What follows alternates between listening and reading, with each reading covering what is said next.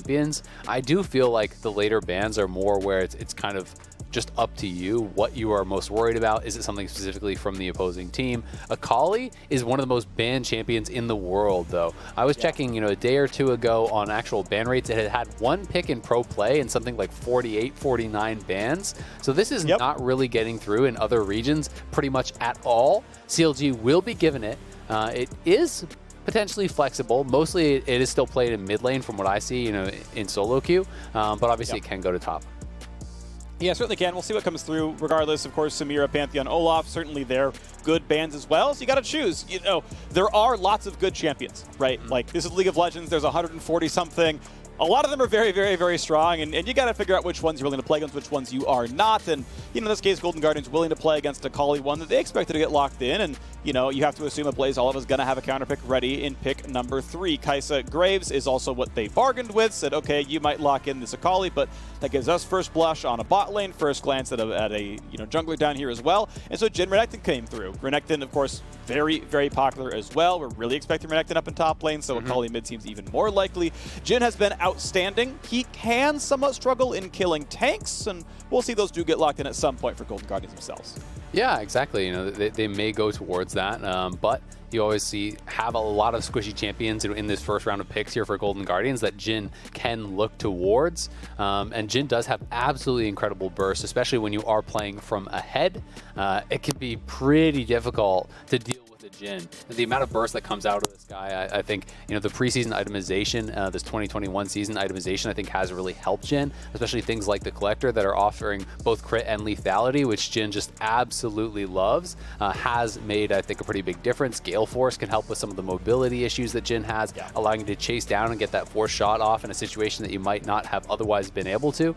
And I also feel like, when you're pairing Jhin with other heavy burst champions like the Akali, there's some synergy there because they're both looking towards executes. They both have pretty heavy upfront damage that can help to move towards, that fourth shot execute, the Akali R2 execute. We'll see if they're going to be able to pull off this sort of style of team fighting, because I do think that it is more difficult than your standard front to back, couple tanks in the front line. This is kind of more skirmishy, more looking for flanks, and we'll see if they do bring in some engage from their jungle and support to try to make starting fights a little bit easier.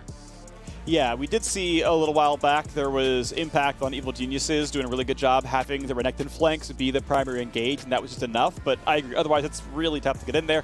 Thankfully, we're in a meta game where everyone loves playing things like Leona, Alistar, and Rel, so you're expecting to get in at some point.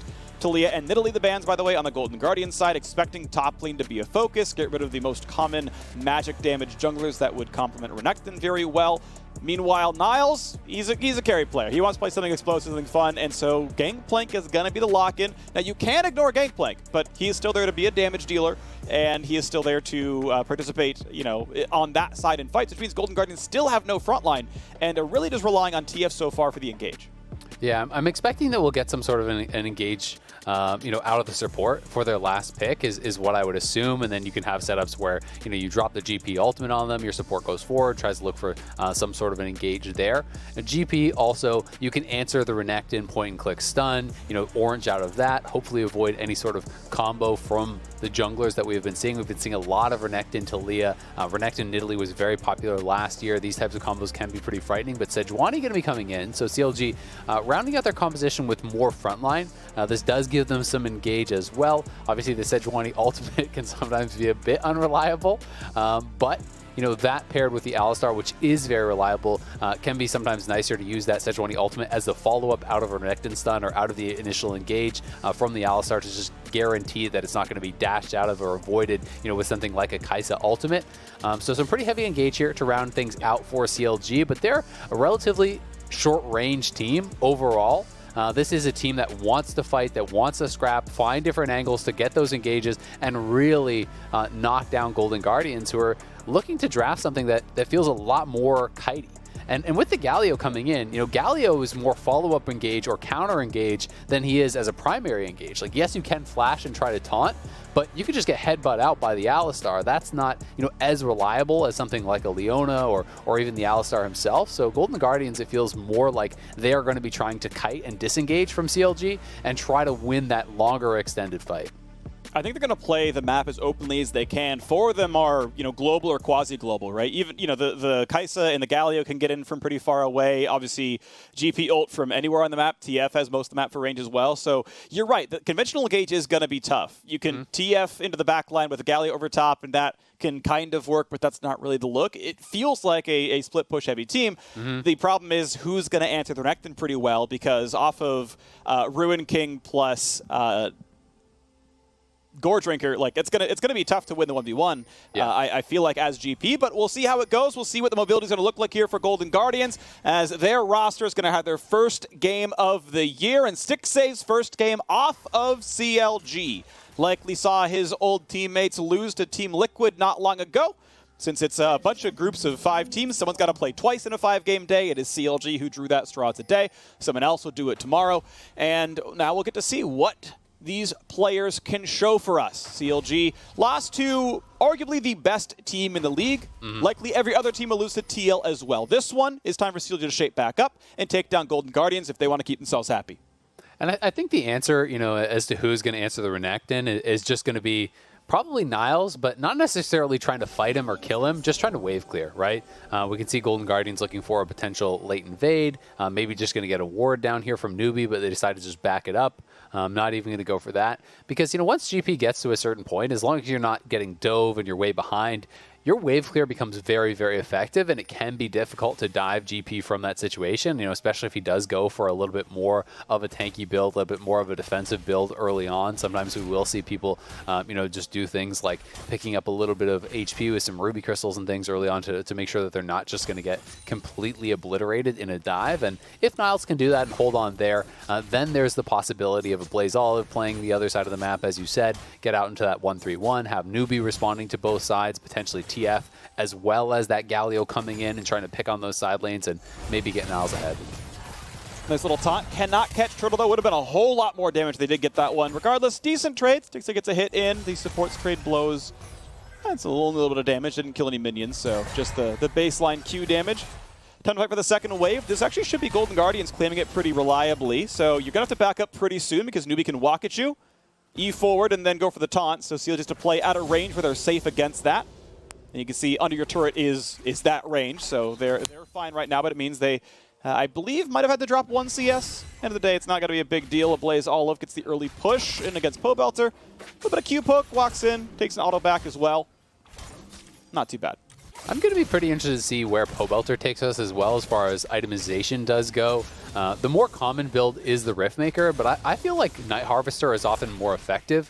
You know, yes, if you are having those long extended fights, the sustain from the Riftmaker can be pretty powerful. You do see people pairing that up a lot of times with something like a Demonic Embrace, and it's kind of this more like pseudo-sustainy, tanky, longer fight style. But I tend to feel like when I see people just going Night Harvester and even Lichbane and the more aggressive, bursty style of builds, those can be really, really powerful, and especially against a lot of squishy members over on Golden Guardians, I tend to feel like that would make more sense this game. Yeah, I'm actually a big fan of Night Harvester. I think it's an incredibly underrated Mage Mythic. Even so far as to say you don't have to go Luden Seraphs every game. You can just go Night Harvester and just manage your mana better and you know, be burstier sooner. And that could be a really strong way to go about things. Also nice in this season is Lichbane no longer has mana on it, so you can feel a lot better buying it on champions like Akali, and don't feel like you're wasting money on, you know, a Sheen of the Mana Crystal, because that doesn't exist on that recipe anymore. Golden Guardians, very small gold lead overall to the squad. Some of that just Twisted Fate and Gangplank exists, so doesn't really mean much just yet. Bot lane pretty equal, mid lane very slightly TF favored, but not doing too much overall. Trade of blows across the AD carries, and you can see that they're all trying to stay far away from the engage supports, right? Get to the other side of the lane, let the tank sit in the brush, make sure you're out of range of their stuff. Yeah, exactly. And you know, to speak a little bit about those kind of non-mana items, you know, one of the champions that we do see actually going for not a mana item a lot of time is TF. TF often going for that Hextech Rocket Belt, you know, just helping more with the utility and the engage, being able to dash forward, perhaps land that gold card a little bit more easily.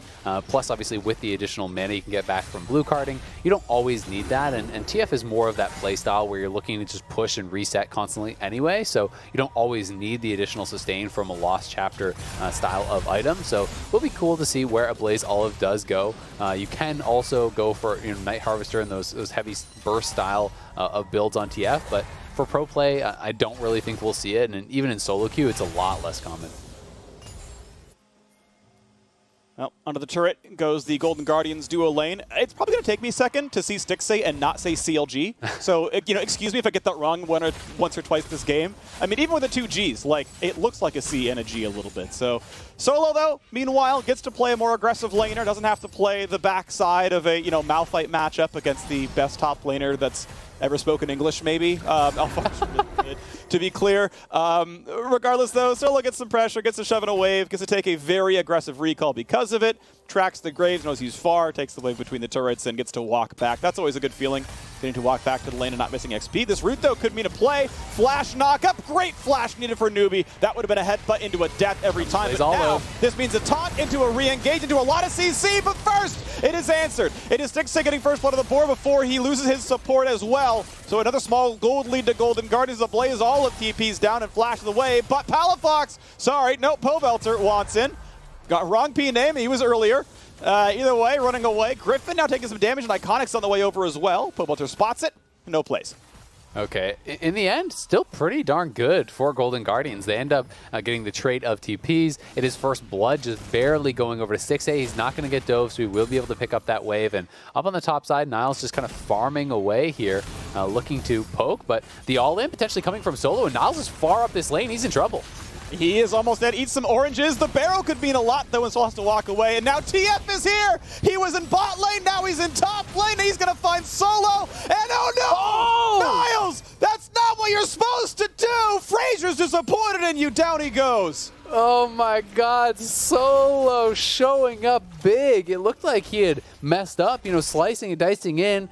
We see AblazeOlive popping the ult, and you're thinking, oh no, Renekton is gone. But with that ultimate up, he is very tanky, and he's able to just stay alive there, turning around and killing off Niles, who went too far. Popping the infamous Solo emote there. That's his favorite for sure, the camping icon. Really nice play from him. Yeah, TF used his global to come to your lane in a fight. What a camp. I mean, really, just the scummiest of plays using the buttons on your kit. Meanwhile, bot lane, if you want to find a camp, it's Stixxay. He's going back to his. Down you go, CLG, to a 3-1 start. That's the thing you learn about League of Legends. It's never a fair fight. You know, these people, they're always calling their junglers over, calling their mid laners. Whatever happened to an honorable game of League of Legends? Nice fair 1v1 up in that top lane. Beautiful. So, 600 gold lead. Not bad for CLG. It's going to be an Ocean Drake claimed as well. Yeah. Look who's the mythical beast now. Griffin takes down Dragon. Apparently it's a hard counter. Who would have known? But it's nice to see it. We're getting him in early, okay? Look, he's not the intended starter. I've only got so many options to cast Griffin here on the LCS. I respect it. I respect it. Thanks, man. No problem. All right. But it was a pretty important kill up on the top side, honestly, because if you do fall behind GP in a melee matchup, you can get abused. Back down to that earlier play here. Smoothie looking for the flash in, but newbie with the early flash gets out on the other side. And then this looked like this might go bad for Golden Guardians. Just barely Stixxay gets the first blood before newbie does go down. AblazeOlive kind of getting caught out there, but Iconic was pathing down. And now back to live here up on that top side. Solo in trouble here. Yeah, he missed the barrel kill. Gets his off. Yeah, he's going to hold on to that one and look for some kind of a dive. He's got Smoothie nearby as well. Wanted to bait it. Not quite going to find that, but there's some nice honey fruit. Smoothie accidentally takes one of them away. I mean, it makes sense. I mean, I'd probably eat a honey fruit smoothie. But either way, back into the top lane. Solo going to feel comfortable enough. Still has his 10 CS lead. Still has his skill. He's going to be doing just fine up there as Griffin takes down a blue buff. Doesn't need to get that one over to Akali either, but will do so. Pobelter pings on the way and gets extra energy for the laning phase being even easier. Yep, and we'll see how they want to try to play this out. It looks like they're going to just use that pressure to go over towards the Rift Herald instead of trying to dive the GP or messing around with anything like that. They'll just have Solo shove it out, move over to the Rift Herald, and then use that to try to extend their lead. But CLG could be in some trouble potentially here as Golden Guardians making the move up towards Rift Herald now. And we do see that Pobelter is pretty far away from this play. And it looks like Golden Guardians are going to commit to it. Solo fighting Niles up on the top side, though. Big damage on both sides, 300 HP on both, but away they go. AblazeOlive gets himself stunned. Gold card comes across, ulti's over the top. Galio's going to show up, and it's a 2-4-0. Golden Guardians ties the game back up. Griffin is on the wrong side of this map, and make it a third in a row. AblazeOlive claims the kill. Nicely done there by Golden Guardians. It was CLG starting that up, but again, they were fairly split. You know, Pobelter was back towards mid lane. He didn't have the TP. BlazeOlive had mid prio. He was making the move first and had his ultimate available. And Solo moved back up towards the top side, so they were never really going to be able to actually kill off that Rift Herald very quickly. So Golden Guardians will win the fight, will pick up the delayed Rift Herald here. And CLG with a pretty botched setup and play there, just not really all on the same page and not with enough members in the area to actually take the fight. So they end up losing out big time. This is pretty nice. Golden Guardians with a very skirmish-heavy composition. The champions can get across the map really easily. Newbie, of course, easily able to ult in. AblazeOlive able to ult in. And you take any fight, you're going to outnumber them. It's well done. Yeah, exactly. I mean, Pobelter here, he's split towards the bottom side. You can see up on the top side, Solo is in trouble. So BlazeOlive just ults up towards him. Pobelter is always going to be behind the play as the rest of Golden Guardians just crash in here. Newbie dropping the ultimate, knocking up another member. And Pobelter was just never able to really get involved because intelligently, Golden Guardians engaged away from him. They didn't fight at a static location. They moved up towards the top side and just continued to kite away from that Akali. And that made it so they always were going to have that numbers advantage. And once Solo went down, there was not really any opportunity for Pobelter to join in on that fight. Well done, and it means the gold lead goes back to Golden Guardians, so 500 for them. Dragon on the other side, though. Solo going to be in this trade yet again as they go back and forth. The oranges get eaten. Solo gets the health bar pretty much back to equal, and they're both at 2/3. A nice little trade on that back end, but GP sitting in a pretty comfortable position, and it feels like it's getting harder for Solo now. Niles is kind of in his comfort zone, you know, does have a lot of poke damage, you know, with that grasp, the empowered Q coming through. It is a very similar playstyle to what GP did go for before, and it's always frustrating if you do fall behind. If GP gets into that comfort zone, it's hard to push, it's hard to pressure, and if you're too risky and staying in lane too long, you can kind of just get chipped out and potentially killed off by the GP, especially when he does have TF here to back him up in a lot of these situations. Well, BlazeOlive may be attacked here in the mid lane, a jungler on one side, support on the other. Newbie is nearby, but right now in Fog of War, no ulti, but has Flash Ignite, and of course there is a ward, and puts it down, says, wait a second, Smoothie's waiting for this one. So BlazeOlive, yep, kites toward the ward, suddenly sees Sejuani, and he's like, and yeah, I'm glad I went to the right, not to the left, we are safe here. I went towards the Galio, no problems. But Dragon is up in 20 seconds. CLG could get drag number 2. Teleport down for both top laners, but Niles has GP ult. TPs are coming up pretty soon, though, so if the fight is late, they could still both show. You can see Solo taking his recall, wants to get almost Gore Drinker. He might have the money for it. Just putting components together. Walking towards top side, but will have teleport if a fight breaks out. It could potentially lose some plates here, though, if he doesn't actually TP back to topside. I think Niles is going to be happy to just give this one up. GP ult if he needs to, but just try to get some turret plates down. Obviously, he has the empowered autos. His passive works on towers, so right there, he just knocked down 2 turret plates, and that's already, you know, worth a kill, essentially. His team needs to be careful to not get engaged on, though. Newbie kind of moving up pretty far for nothing. TF ult pop goes right in front towards Pobelter. Here comes the rest of the squad and immediately burst him down. Could only Zhonya's. He can't turn invisible against TF, but here come the teleports. In the front line is Solo. Got a lot of damage, but he's still locked down. BlazeOlive had a Zhonya's and gets away with it. Yes, a drag was taken by CLG, but Golden Guardians find 2 more kills. They get the 2 kills. They get the 2 plates up on that top side. Golden Guardians looking good, and CLG just not really looking very coordinated. They are playing, you know, with multiple subs, to be fair to them, but they just don't seem to be on the same page. Engaging while others are kiting out while, you know, they're trying to position for a fight, and it doesn't feel like the communication has been there just yet. Iconic going to be able to drop the Rift Herald, collect a couple more plates for themselves. And it's actually going to be the Rocket Belt here for Pobelter. This is kind of the less common option, but it is, you know, helping that positioning, helping with the wave clear, and even a little bit of burst potentially. Obviously not quite as much as had he gone towards the Night Harvester, but can be a pretty strong option.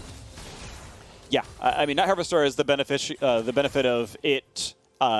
Has its own cooldown for every single champion, so you're guaranteed in a fight to get the burst damage on them. It's move speed on hit as well, so the move speed is, in a way, longer lasting.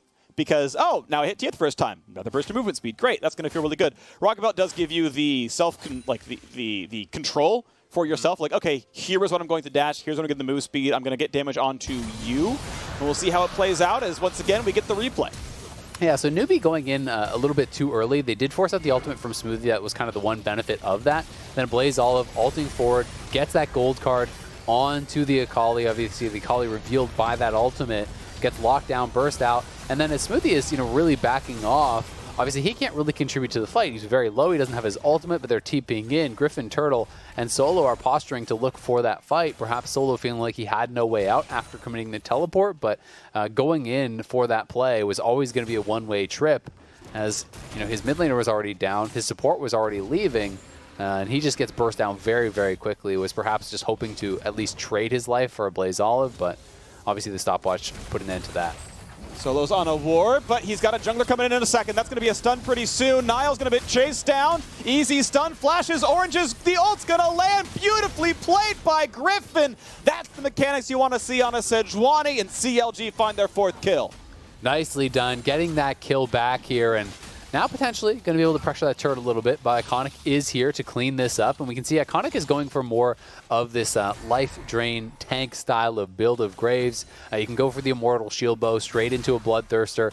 That is one of the kind of variants that is fairly popular on Graves. You see some lethality builds that are okay, but mostly we have really been seeing more towards the Gale Force. That has been the most common in pro play by far.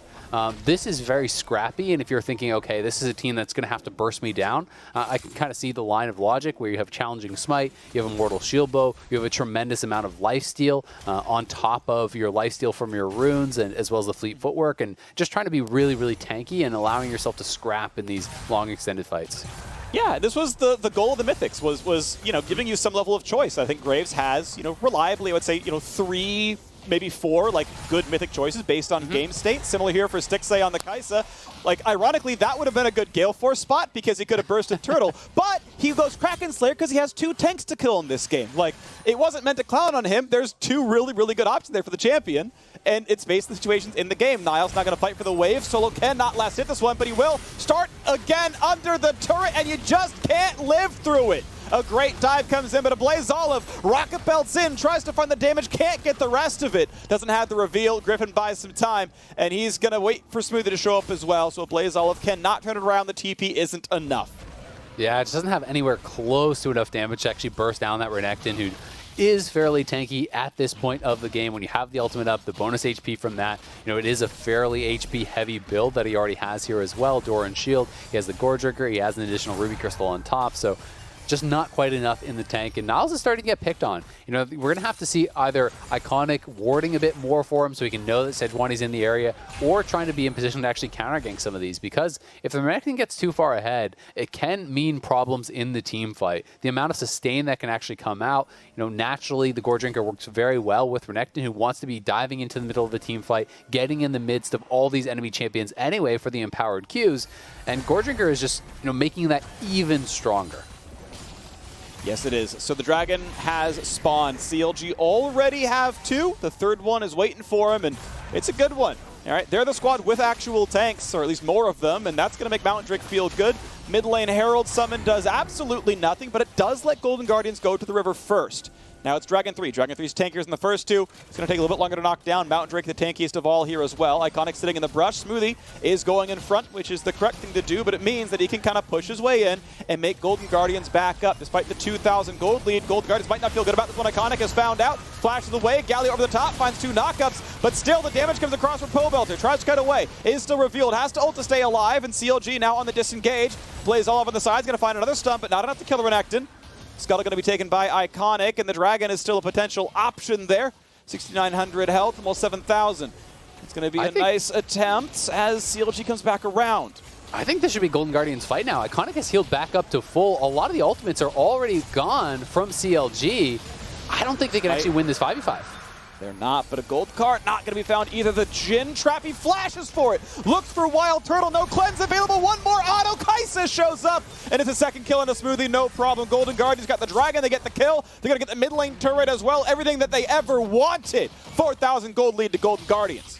That felt like CLG was saying, we need this Dragon. Our win condition is the soul, but you know, the start of that fight, when you don't kill off Iconic and he is gone for this life drain style build, he has so much sustain. He healed right back up to full, survived with the shield bow proc, and then you're looking to re-engage on a double marksman team, you know, who has their ultimates available when Akali has no ultimate, Renekton has no ultimate, Sejuani has no ultimate. These are champions that are almost entirely based around their ultimates. So it felt very bold for CLG to try to make that play, and they do end up getting punished for it. Here is the re-engage. You can see those ultimates at the bottom. The only person who had it is Jhin, and that was never really going to matter. Sure, they're trying to go for that smite steal, but they do end up losing out big time on the back end of that fight as AblazeOlive flashes in, catches Turtle there, Stixxay flies in with that Kaisa ultimate. So they get the dragon, they get 2 kills, they get that mid lane tower, and Golden Guardians in full control of this game. They absolutely are, and you know, as a team without, you know, great engage tools, they have to find the openings, and then, you know, AblazeOlive in his first LCS game ever has to lead the charge and say, I'm pretty sure I made the right call. Like, yes, I can see them, but this is right. Like, I will go in, my team will back me up, it'll be fine. I will flash into 4 people to stun the Jhin, and don't worry, it'll be correct. And he's been right every single time. I think AblazeOlive has been absolutely stellar so far in his LCS debut. Golden Guardians, I think in almost everyone's power rankings, they put them 10th because it's 3 players who have never played the LCS before. And you look at, well, actually 4 because, you know, Newbie played in LATAM. Yeah, sure, he went to Worlds. Like, he's actually a very good player, but okay, you know, I understand. You know, this can be scary. But, you know, regardless, yeah. They have come out swinging so far and looking pretty good against CLG, and that's heartening to see. Yeah, and Iconic and doing very, very well here for himself. You know, he is kind of having that dream Graves game where he is tied for highest level in the game. He was actually, a little bit ago, higher level than his solo laners, right? He has gotten to power farm so heavily, 182 CS on the Graves, 21 minutes into the game. You know, Graves is just absolutely terrorizing solo queue at high elo. Almost all the pros and streamers at high elo are complaining about this champion. In competitive, though, it hasn't fared as well. You know, it's 11 and 21 so far in competitive play, and this is kind of why people are playing it, though. They're playing it for these dream games. These are the games that you see in solo queue where the Graves is out-leveling everyone, tanking through everything, you know, feels like one comboing your carry. He can do it all, and we'll see if Pobelter can get something back for them up on this top side, as AblazeOlive could be in trouble. He's just going to ult out. He's like, I'm going to get chased down. You know what? He's got me. We'll just burn the cooldown. It's okay. We're just going to move on to this one. And, you know, has no ability haste at all anywhere in his build. So it's going to be a while till it comes back up. But look, that is what you lose when, you know, Pobelter found the flank. So cooldown burned. Well done to Pobelter. Is there going to be enough in the rest of this one? Solo, you can see having a hard time lifestealing now that Niles is gone for the fairly early Executioner's Calling. I want to call it Divine Sunderer as the ideal Gangplank mythic, by the way. That is the one you go for. It's better than Trinity Force. The damage is just overall going to be higher. For any aspiring GP players out there, that is indeed your build. Niles still going to keep scaling on towards the rest of his items, though, and has held on reasonably well and still been a good contributor in the team fights. It's interesting because you're usually such a win rate guy, and Triforce is actually, you know, a couple % win rate higher than Divine Sunderer. Yeah, like last I looked, it was Sunderer by a lot. That's interesting. Well, maybe something changed with the patch then or something, but yeah, it is interesting. I do think that this is the higher burst. You know, it depends kind of like on what you're placing the value on. Divine Sunderer obviously, you know, feels like a very similar playstyle to what the previous Trinity Force was. You are, you know, kind of doing the same things here on GP with the new item rework. He is a fan of some of these new items, but GP, you know, definitely hasn't been like dominating in solo queue by any means, but it's never one of those champions that really does. But always still very, very effective in pro play. You know, coordinating with the ultimates, being able to survive these difficult lane matchups is something that a lot of the pros really do excel at, and it's just kind of always one of those champions in the same bucket with, you know, your Rises and your Azirs that always seems to be great in pro play. Yes. So now the group towards mid. 2 turret kills to 2, 2 dragon kills to 1.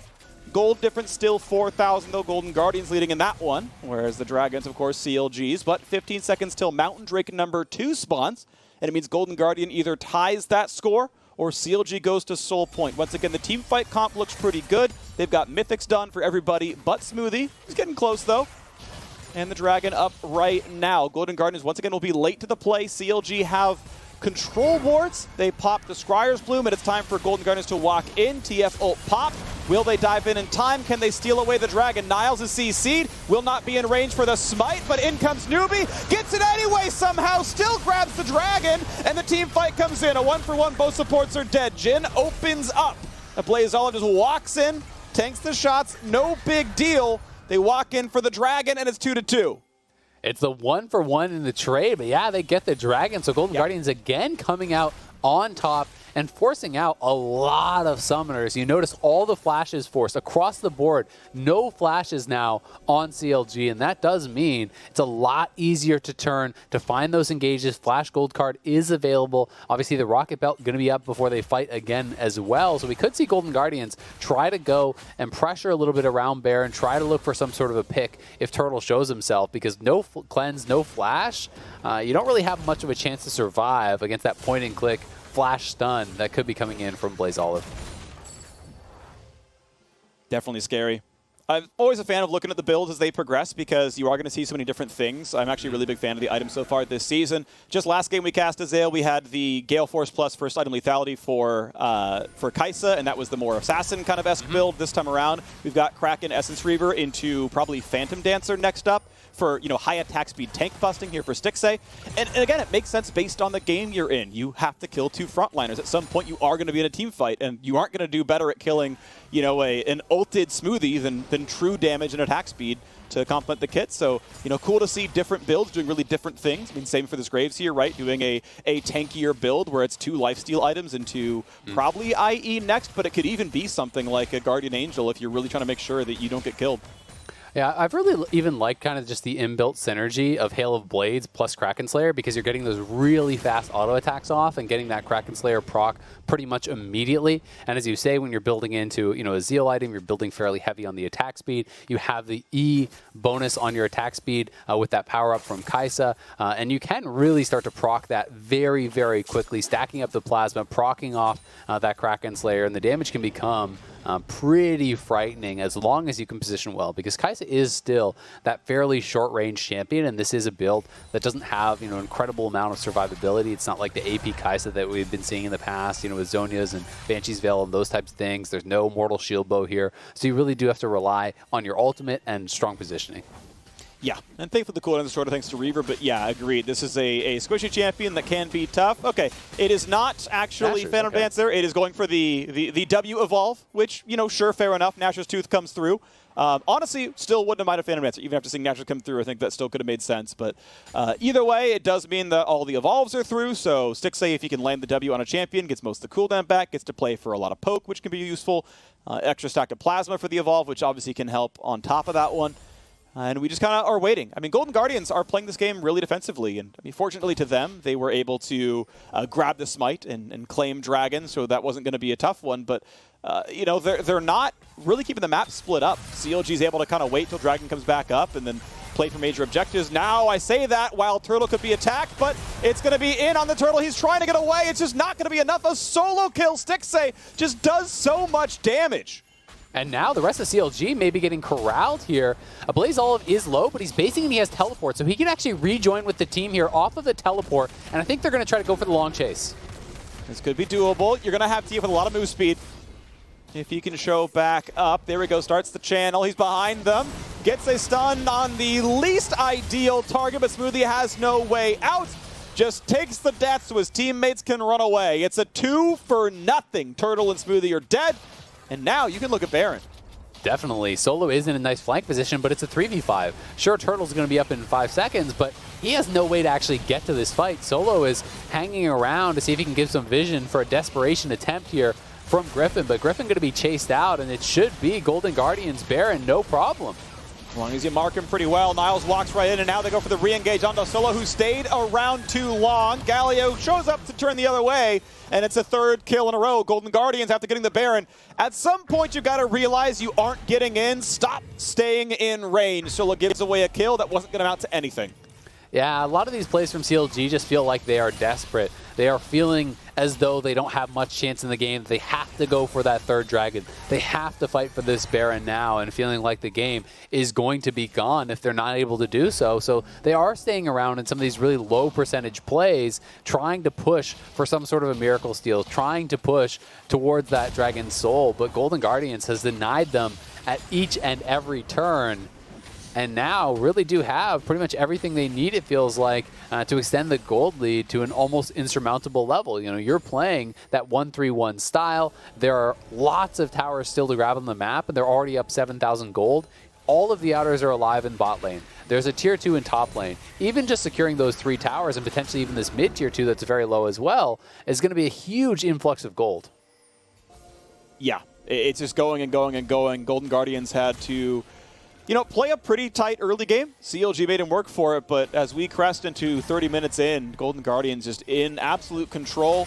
There we go. Nice hard CC. Going to get some damage on a Graves, but Iconic is just going to jump right back into the front. Tries to cut away. Pobelter nearly dead, and he is going to drop. No, you lived through that one. So it's time for CLG to run away. A chase down. Niles finds kill number 2 as they've knocked down Smoothie. And now number 3. Solo is just that. He's got no family around him, and that's going to be a drop there as well. Golden Guardians, another 3 for 0. They will not be stopped in these fights. Yeah, they are looking just unstoppable, completely crushing CLG in this game. Going to be up over 10,000 gold here. An easy inhibitor, and it should honestly just be the end of the game unless they're playing very cautious. We'll see if CLG can do anything about it, but it doesn't look like there's much of a chance to hold on here, even at the Nexus. Seems almost impossible. Niles very, very low, going to be CC'd up. One more auto will kill him if they can get the 80 carry in range, but they can't. So Griffin's going to die. It was a valiant effort, but Turtle could not get the rest of the damage in. And out he walks. Turret's going to fall. Nexus going to follow. CLG with a 0-2 start to the season. One last gasp to try. The Zonias keeps the deaths from coming through. 18-6. Golden Guardian starts locking with a victory. What an entrance to the LCS for these players, the Golden Guardians. As you said, pretty much unanimously 10th in the power rankings. Coming onto the scene with a bang here. 2 players straight out of collegiate, looking great. Iconic in particular, I think, had an incredible game here on the Graves. Really got going. Incredible amounts of farm. Big contribution in the team fights. Landed the key smites when it did matter. And that has got to feel so damn good for Golden Guardians, who, you know, had so many hurdles to overcome in the offseason, rebuilding this team, starting from essentially 0 with all of these young players. And what a promising start it is for them. Yeah, it's 4 players playing their first ever LCS game. You know, not all, you know, again, yes, newbie played for several years in Latin America. He's you know, a veteran to be true, but 4 players new to the LCS. And then Stixxay, his first game not on CLG. So this is, you know, a full the Golden Guardians building rookie year for Golden Guardians. Yeah, and look, it's looking good so far. Right. Yes, CLG with 2 subs is going to be a weaker opponent than most teams you face. We'll see what it looks like tomorrow. We'll see what it looks like the day after. We'll see what it looks like next week. But this is the beginning of something that's very, very good. A roster coming in, and you know, Hunter, who's the, I think the, like, you know, one of the higher ups at Golden Guardians is like, look, we are starting again from square one. Like, we did great things with the Huhi FBI stuff. We found closer. Like, they did a really, really good job with last year's Golden Guardians roster. They've got to do it all again from square one, and that first step was a good one. So good job to Golden Guardians. Good job in the 1-0 start. And after the break, we'll hear from Niles on his top lane debut, so don't go anywhere.